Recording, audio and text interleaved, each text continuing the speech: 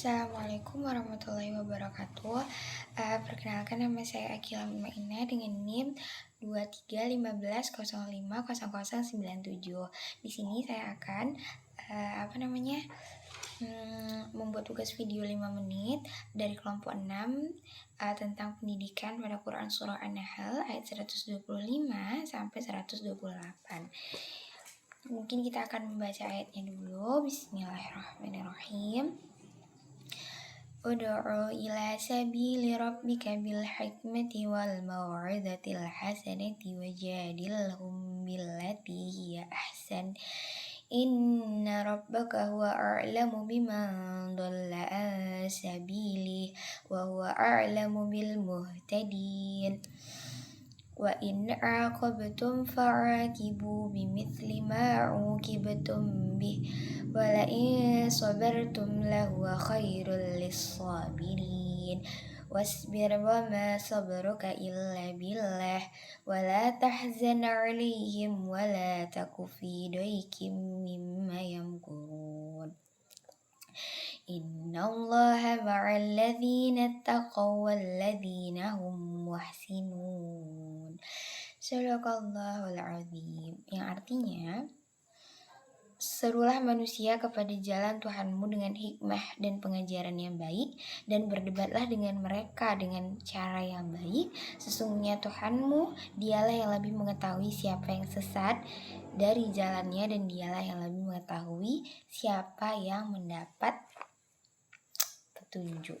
Nah, jadi di sini Allah itu mengajarkan kepada kita bahwa kita itu harus dalam kita berdakwah. Ayat ini tuh maksudnya itu adalah kita itu harus menyuruh orang-orang dengan perkataan yang baik.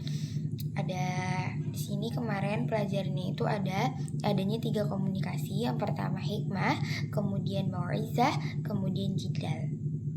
Kemudian korelasinya dengan pendidikan adalah kita itu harus berkata lemah lembut, terus perkataan kita itu harus sampai atau bisa memposisikan posisi yang tepat dan benar.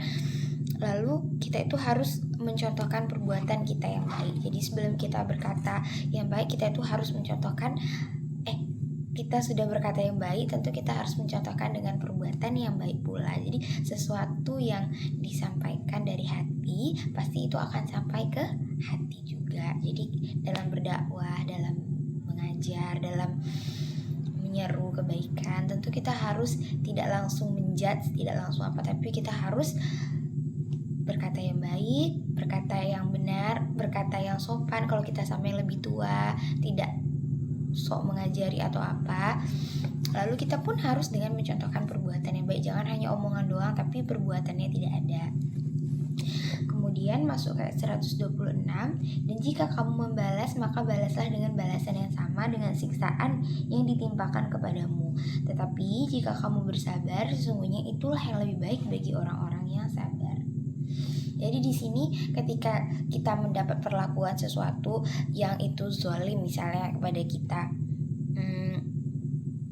atau apa gitu kan, jadi tentu kita boleh membalas itu gitu, karena di sini itu asbabun nuzulnya adalah ketika perang Uhud, Hindun itu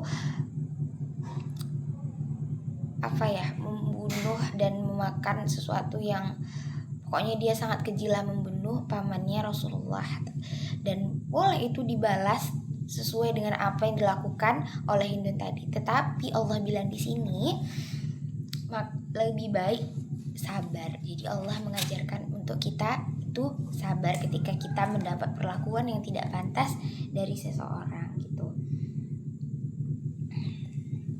Kemudian masuk ke ayat 127 dan 128 yang artinya, dan bersabarlah Muhammad, dan kesabaran itu semata-mata dengan pertolongan Allah, dan janganlah engkau bersedih hati terhadap kekafiran gitu mereka, dan jangan pula bersempit dada terhadap tipu daya yang mereka rencanakan. Jadi Allah itu berkata bahwa kita itu tidak perlulah bersedih hati. Nah, ada Allah di samping kita, kita itu juga tidak perlu kita terus percaya bahwa pertolongan Allah itu selalu ada, dan Allah itu akan bersama orang-orang yang bertakwa. Jadi korelasinya dalam pendidikan adalah kita itu harus punya strategi dakwah juga. Kita tuh harus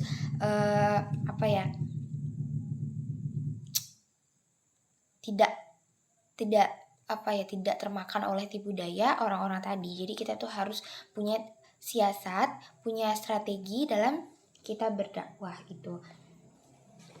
Kemudian yang terakhir kan, sungguh Allah berserta orang-orang yang bertakwa dan orang-orang yang berbuat kebaikan. Nah, kalau kita berbuat kebaikan, kalau kita ihsan, kalau kita bertakwa, Allah itu akan mudahkan jalan kita. Allah akan mudahkan setiap langkah kita ketika kita belajar, ketika kita dimanapun lah, Allah itu pasti akan memberi petunjuk kepada kita kalau kita berbuat baik, kalau kita ihsan, dan kalau kita bertakwa kepada Allah. Mungkin itu saja yang bisa saya sampaikan dari pelajaran yang kemarin. Wassalamualaikum warahmatullahi wabarakatuh.